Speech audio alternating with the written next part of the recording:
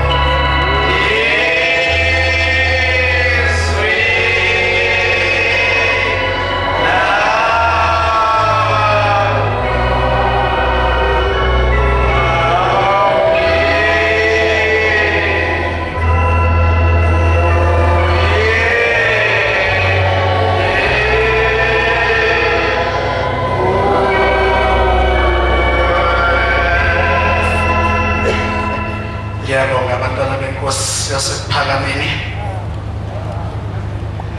Ngiyakhulekela uThixo wasephakameni unyazi lezulu. Ngikhulekele uThixo osemagumbini amanye omhlaba abambize bakuyena mayisiyona sindise inkosi zomgaba. Ngiyakukhulekela Nkosi yamaNazaretha. Sengishawe uvalo ngibuka osisi lapha beveza ifoto. Ngase ngiyajabula kanti angihambi ngedwa, ngihamba noThixo. Ayibonge Nkosi. Ufike ukhuluma. Bantwana benkosi yasephakameni, angazi ngingathini.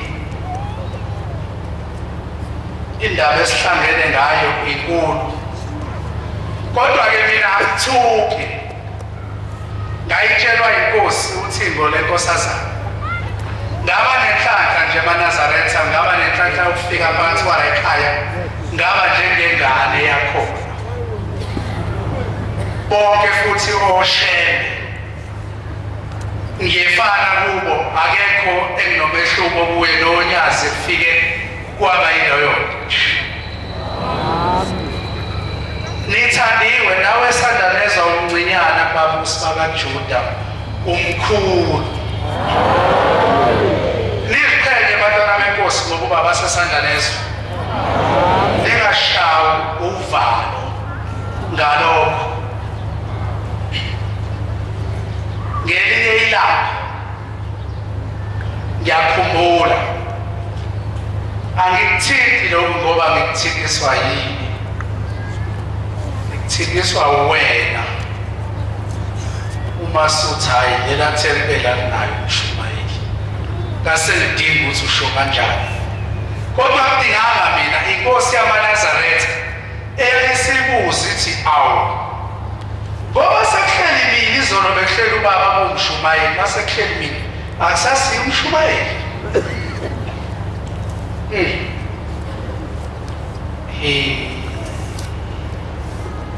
Indaba enkulu le. Ngelinye ilanga kufike eNhlanhlatsuthi. Sasile embazwana abantwana benkosi esephakameni. Ngifuna ufunde nawe ukuthi okhetha uhlukanise phakathi kwezinto ezimbili. Ayikho into ebuhlungu njengokwazi ukuthi ufundile kodwa inkinga yakho ufundisekile. Wazi ukuthi ufundile awufundisekanga. Ibuhlungu lonto eMaNazaretha. Ngiyafisa ukuthi uNkulunkulu asemahameni aniphe ukufundiseka anganiphi ukufunda.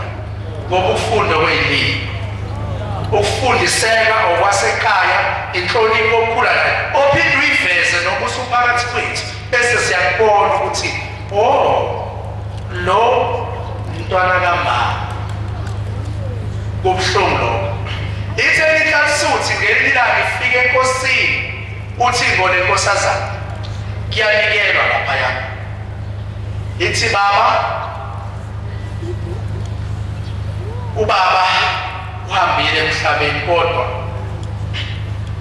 akadlulile baba siyambona thina uhambile kodwa akadlulile emhlabeni khuluma indaba enkulu kakhulu wena nami mawuzokhumbula uThixo lenkosazana belihamba kona yini ula selapha abantu abo-5 yakhumbula abantwana benkosi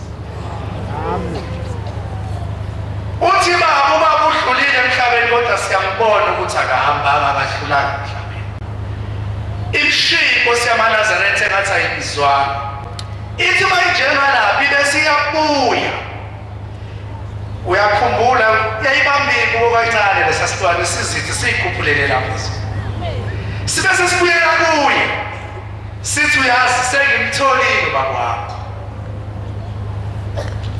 sithi uyazi ngimthole kude kakhulu ngimthole enhlizweni yomuntu ambulala sithi ngimfike ehleli kuyona nawe singahlali nawe kanti inhliziyo yakho ayikho lapha isasele kude kakhulu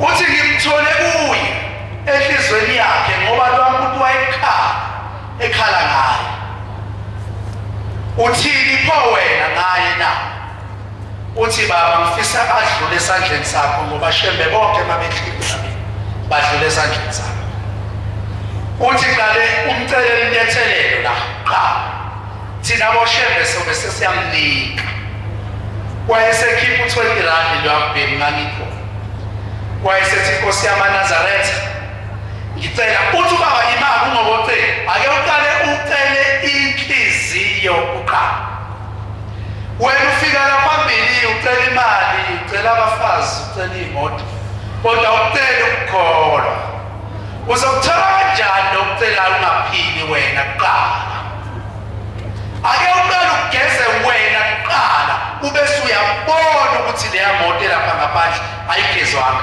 ungamtshali ushem uyazi maNazaretha uthi omunye umuntu ngelinye ilanga eduze kwakho yayisuka lama network ngeke azahlala esihlalweni lo ngeke azaphathe leli bandla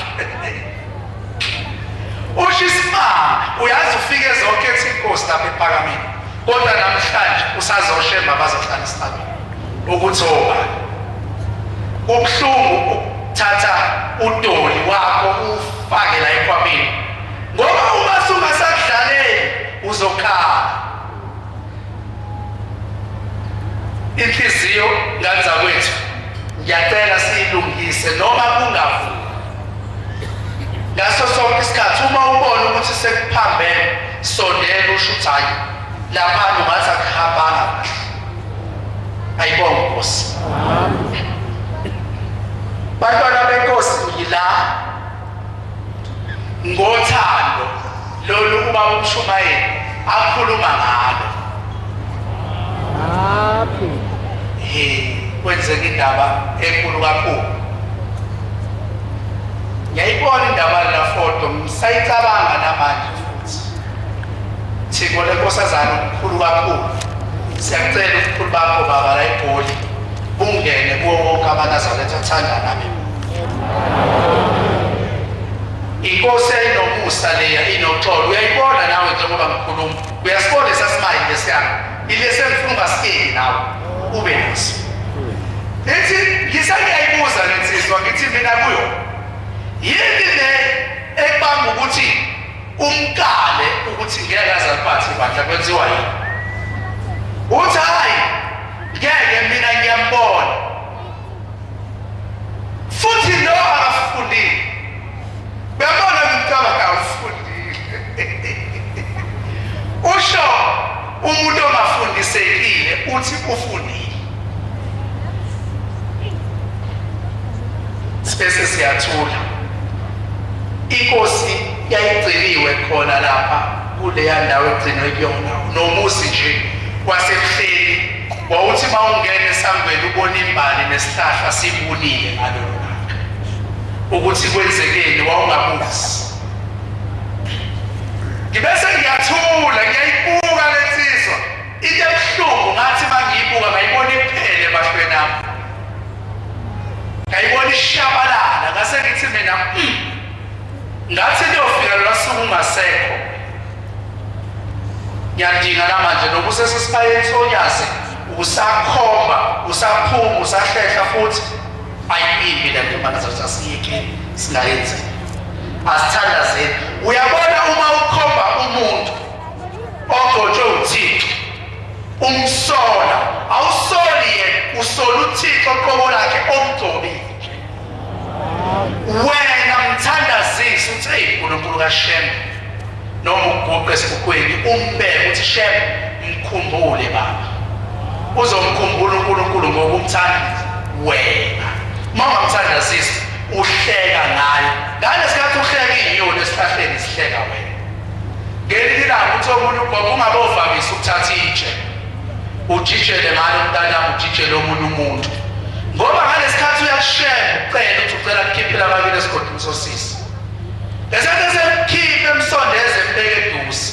Uthi uthatha leli itshe ujijela ngalo lwamshumayeli. Kanti usuthatha umuntu wakini umbuyisele esogwini.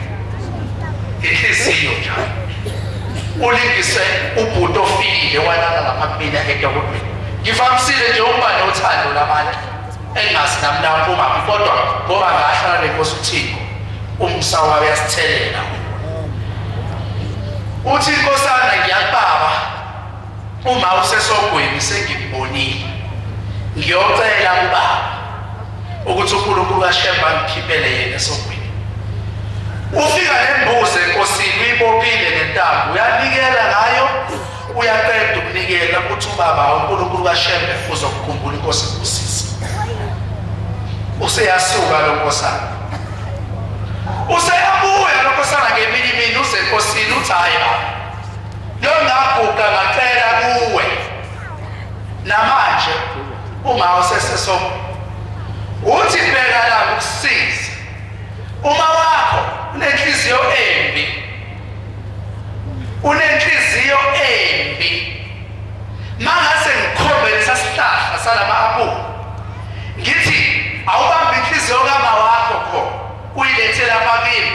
Ake uhambe nje uyibambe nje esihle isihlahla ubambe ugabe nje elihle ulethela kimi. Uthi ngibe sengiyathula ngidinga ukuthi ubaba uthini. Uthi hayi sihambile sayesogwini. Nempela samfika uma wakhe eboshiwe ngamaketanga usisa esigodini sosisi.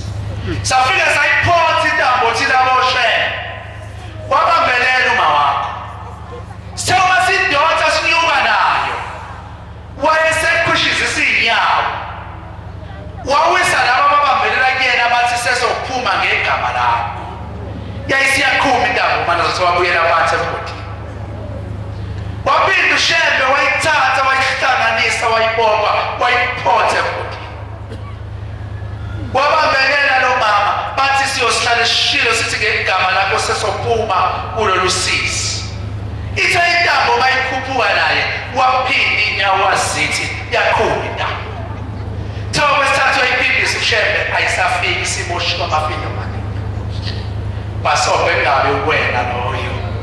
Ngoba nawe ufika ubhajo khona lesakho leyadlu ayinali windi ayinawo umnyango usuke subheke umuntu oyedwa kuphela nalo okuhlela naye uthandana naye usuke ngasekho futhi noma ngambuza ngithi uyafisa yini ukungena naye ethuneni uyothi angifisi ukungena naye ethuneni sangiyamsaba basenjena masihleli phakathi kwaselinda lapha. Ziningi impela iy'mpelisi ezihlale zigijima noma zingakhokhile. Hawu ziyafika khona igama elithande laphendulwa eyithizwa. Inikelo ingokuqeda ukunikela isithi baba ukaba laze lavela lapho lo gama ngathiwa hey waze wavelelwa lo mkaba ngaso sonke isikhathi kasiwenzani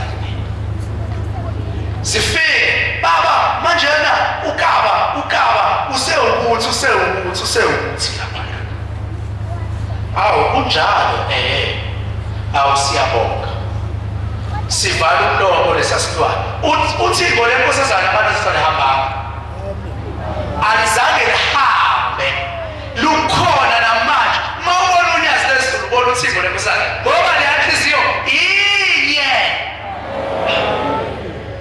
lalela ngihlelele noma bengaqondile ukukhuluma wahlala esihlalweni lukhona uThixo lenkosazana unyazi lezulu ngelinanga ubaba uyangibisa ekuseni Thixo lenkosazana lithi network woza lapha ngiyasondela mfeke ngiyaguqa lapha ngomnyango lithi hayi ngena lapha endlini phakathi ngingene ngiguqela emva kwesitaba athi kimi uphubani ngithi mina baba ufikile ngemoto yakhe la usejikile kodwa uphumile uhambile uthi wenetwork khona umuntu ongithengele iwashi kodwa manje le washi likhulu esandleni liyangihema uzofika ukhipha uphilo wodwa nangapha hamba ungilungiselele ngithi mina hayi baba useseduze singamfonela simbize uthi hey wenetwork awuthi ngikutshela uyambona loyana ngithi mina baba uthi hey leyakho sinolaka ngesaba nama ukhuluma uthi leyakho sinolaka nami ngisaba asingamjikisi uma sihambile usho angimazi unkosana kodwa wayesho unkosana wahlala esihlalweni bantwana benkosi engoko hlala uThixo likhona unyazi lezulu lahlele esihlalweni lalikhona luthixo behamba nalo phela mina ngaso sonke isikhathi mina ngiyayikhulumela-ke la noma ngihamba nawe emotini ngifasixoxe nje siqhamuka kaNongoma sihamba nayo uthi ngiyakhuluma usethuli lo mbheka asafuna ukukhuluma angazi ukukhuluma ngobhuti mina wayenkosana angikhulumi ngoThixo waseBhayibheli masihamba naye abesethi khimilili athi yaso ngiyahlupa ukukhuluma njalo wena kanti mina ngikhuluma nabanye abantu thula ngibese ngimbuka ngiphenduka kanje ngithi ngizomlungisa ngisho kanje ngithi uyabona ngoba wazi ubuza mina ubaba ukuthi ukuphi le ndawo ngenza kuphelezela ngoba ngihamba nawe ubungijikela solungisana nawe athi yena isuka kumanje awuzaqhubeka kwamsini sahamba indawo encane abantwana sathi masijikana ngasedundulu kosho wayesehlikwa donsendleni wahamba ngeenyawo wayele wafike wakutshani wakunqakula amanzi wafaka emlomeni wathula ngathi mina hayi unyanenkosi angeke kwenza manje abuye athi khilili yashasha nathi shashe fike nemotini bese siyahamba ithengeleni yazini ukuthi bengenzani lapha mina angazi inkosana ithemboni lemoto ehamba ngawo uthi uphelile upetrol silima bengiyofaka upetrol egarajini ithi mina hawu mntana enkosi ngigcina ukukhuluma malimoto uthi ilambu liyakhala kanti akusiyo umuntu loyana ngiyakutshela ungalingi ukuthi nami lo engangihlala naye kuqala akusasiye abantwana benkosi akusasiye ngiyaphila ukhona engangimjova njalo mina hayi lo hlele esihlalweni usengishintele nami angisamazi nje nhlobo unyazi lezulu uThixo abantwana benkosi asebhamini uthi izolo lokufika omunye umama lapha kuyena uyahamba nengane inqalelana nje wathi na 2 years ayihlukanisile noma umfana noma intombazana ayihlukanisile uyazi ubaba wenza isimanga uthi konke kule iy'tolo ezilagceleni ukhona odayisa amapampasi nokwey'ngane uthi ngifuna nopondo njalo nikupondo mina ngifuna ukuyothengela le ngane ipampasi kusho umuntu ethi kuthiwa sasifile onayo yonke into athumela kuyanikela intombazane ipampasi yaphuma indawo encane le ntombazane yathi manjeka lapha sezwa ngesililo ikhali ibuye ithi ngiyasilezulu umubani kanti wena na kwenzekeni mntanami yathi baba ngiphumela le ngane ilanga phakathi isiwumfana ubani loyo unyazi lezulu sibene nhlahla abantwana benkosi wasitshela ubaba sihleli wathi nize lingaduki ukushumayela. Umuntu uma engafuni angeke aze akuthande noma ungampha imali engakanani akaze akuthande akufuni. Wathi ubaba uThixo ukuthini esitshele ngiqedile ngihlale nani ngihlale nobaba uThixo le nkosazana esibhedlela 24 hours usuku nemini ngihleli naye. Wathi kunina ngiqedile umholi nimbonile ngibe nenhlanhla nganitshela uyoduka ngoba bevele engangifuni mina. Uma ungafuni mina ngeke uzuyithande ingane yami. Wasitshela lokho inkosi yamakhosi ubaba ezotshala esihleli unyazi lesizwe lasedvele esihleli esihlabeni kuphela nalinda usuku lokumenyezelwa ngalo. Angikho lapha ngilapha la khona. Uma sifike ey'ntabeni zasebuhleni sisukelile uthi ubaba anginginikele ucingo ngifuna unogwaja agesi ukayilingiseke leyansizwa ubaba athi khona insizwa lapha ithi le nsizwa ithi ngifuna yona ulinganisa loya nogwaja. Uthi hayi leyansizwa ngiyayibona sana kanyane egiyeni kodwa nifikile ithi nje leyansizwa uthando bantwana benkosi enthandwe ngayo. Thandwe isana lezo akuthandangwa uyafika nengempela baba ufika ngolosibili ngolosithathu siyafika phakathi komuzi wasebuhleni. Abaningi angibabona beqashwe ngamadokodo bengena phakathi becasha bethi uyena impela hayi uyena. Fika lensizwa uNkulunkulu wasephakameni useyilindile. Bantwana benkosi lolathanda ethandwe ngalo lensizwa ephambi kwene uMshumayeli nilithandazele nani nithandwe ngalo kodwa lingahlale gxeka ukugxeka kwenu lizolahlwa ngani zenkosi lizolahlwa. Uyazi uNkulunkulu eyiyeke yonke imisebenzi yakhe emihle avezele sona esimo wasetha wena ube suyalahlwa ngento encane like awulahlwa ngento encane awulahlwa ngento eningi encane nje ube suyalahlwa. Afike uMshumayeli siripothe ngaphakathi ezulwini inkosi yamakhosi usefikile baba uMshumayeli wakho athi usemakhosini ambani babizwe bese beyangena phakathi kwalo amuzi. Kanti kuthetha icala elikhulu. Babefika phambi kwamnikazi wezinto zonke uyazi-ke yena benoNkulunkulu wakho ukuthi bayakhuluma bathini kwangasiko kwami angikwazi angifuni ukwazi ungafuni futhi ukukwazi. Ayibonge Nkosi. Lapha ngikhona ngisekutheleni uma sebephuma phakathi komuzi wasebuhleni. Baba uMshumayeli uyathandwa ezulwini. Amlahle uShemba. Abantu noma bangalahla bonke kodwa uShemba akakulahli. Ngeminye imini baxoshwa abanye abafowethu ebuhleni bengenawo ngisho imali yokugibela okuhamba sebephenduwe bebambi bebizwe ngayo yonke kodwa wathi yena mina ngizokhipha lokhu ukuthi bafike bahle ekhaya bagibele bagoduke kodwa thina abantu basemhlabeni sasesibalahlile angeke aze akulahle uShemba uma umthandaza ngokweqiniso. Sebeyaphuma phansi komuzi wasebuhleni bebehleli noNkulunkulu kodwa wena uyamkhoma kodwa uNkulunkulu khona ayithanda kuye wayikhoma angazange abuye naye uMshumayeli phansi komuzi wasebuhleni wasuka nawo la eGoli yafike yathathwa ebuhleni. Uthi uThixo uyazi nje ngiba nemile ngikubhekile kodwa ngiyithandayo kuwe engizithatha kuwe.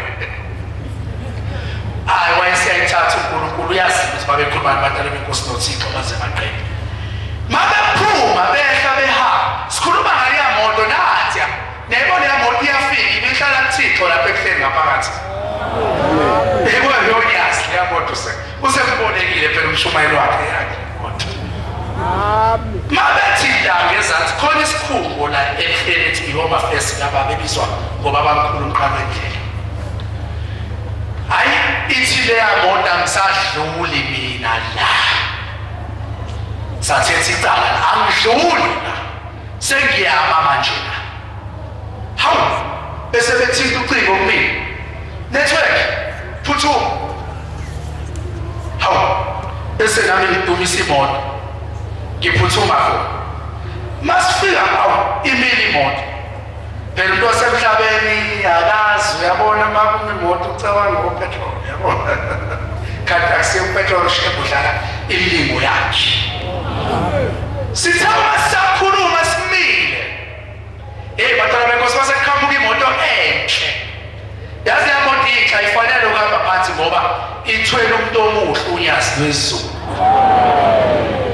yaqhamuka ithema nje yasi indicator i-indicator lakumshumayela izoma lakunye ufike ithi khimilile sihlisiwe nilibeka phansi ithi hawu bakushumayela kwenze njani thiwa hayi upetrol nkosi yamaNazaretha uthi hawu power network isala kuyona imoto kuhambe kuyofuna upetrol wena mshumayela asahambe nawe uthi asahambe nawe shiya yena lona kule moto asahambe thina nawe hawu ubaba uthini ngiyamumnika emoto manje sele mina nephoyisa lemfatini ukhanyile abanye abafowethu bangene la bese beyahamba angazi ukuthi babeyaphi noNkulunkulu wasephakamile uyena wathi uthi umngane wami kodwa azangamhlebele beyaphi hayi bese uma sesisukile noJehova belandelana behamba ubase uyidumisa ufatini le moto idume le moto ithi ukuhamba kancane ngomgaqo silandelana siyahamba siyoyibeka lapho engihlala ngakhona kanti nama ngibuzange elangeni ngisazokuthi ubufu okwenza lonto hayi siyincenge ifike siyimise lapho imoto bese liyakhala ucingo eThekwini thiwa ngibuza ukuthi imoto kaMshumayeli petrol ufakiwe kube right okay kuthi mina hayi bengithi ngizobika senifikile lapha kweNzimande hayi le moto inawo petrol babuye nawo kodwa sufanga ihambile khona kunjalo afike umnikazi wabantu awuyasithanda unyazi lezulu maNazaretha sandanezwe nawe futhi awumncinyana ngisaphinde umkhulu babusi bakaJuda ngoba kuba ngeke abantwana benkosi phambi kuye laba abenzelanga le nto yenzekela phana kwenzeka ibhayisikobho enkulu kakhulu funa ukuxoxa iyalela ngikhuluma ngothando nenhliziyo ungitshele wena ungabi inhliziyo kodwa umuntu ophethe ikhiye zokuphila kwakho unenhliziyo engaphezulu yakho awuNkulunkulu asithandazise mase befike yathi mayima le moto eFreestata bawuqala usiyabusa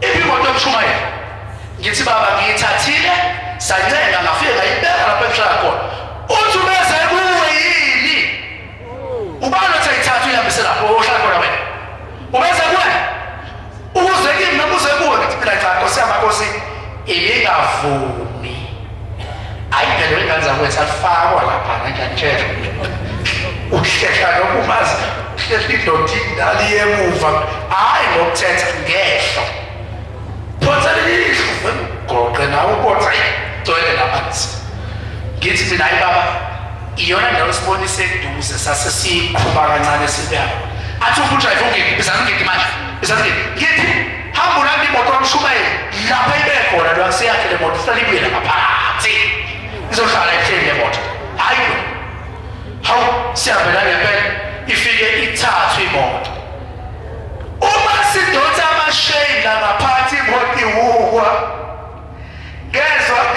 ngezwe hlabayo la ngemva kwami musu kophisilima ngithi imoto izowa hawu nangu baba usesisuke ebuhleni uze la sizothosha khona imoto hawu ithathu imoto inyusu iye ebuhleni lapha isihamba ngenqola idonswa phezulu asasekuseni athi ubaba sihambise lapho ekhandwa khona imoto asinayi thina lapho ngoba asikubonanga sikwazi sibonile nje ubaba esilinganisela le ndawo kodwa manje mase sifika lapha asasiyo le ndawo sifike le moto sitshelele lindiwe ukuthi imoto la asiyazi nathi ukuthi ifeni thiwa kodwa sili thina bese lishimali esifabekayo maNazaretha ushembe uNkulunkulu emhlabeni uyazi lesona uNkulunkulu noma ubone lubone shintsha mawusalinde lento yaseThekwini ayikho le kade bavuka yasibese uhambe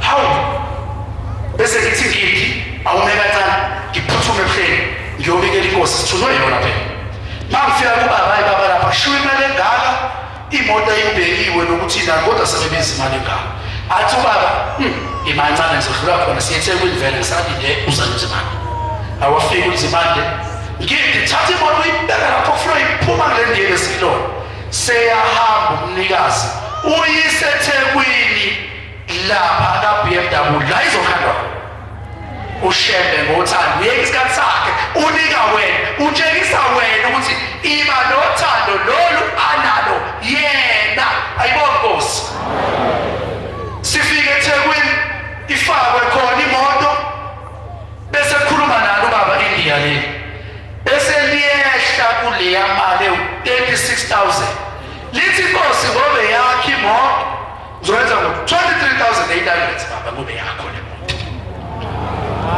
hawu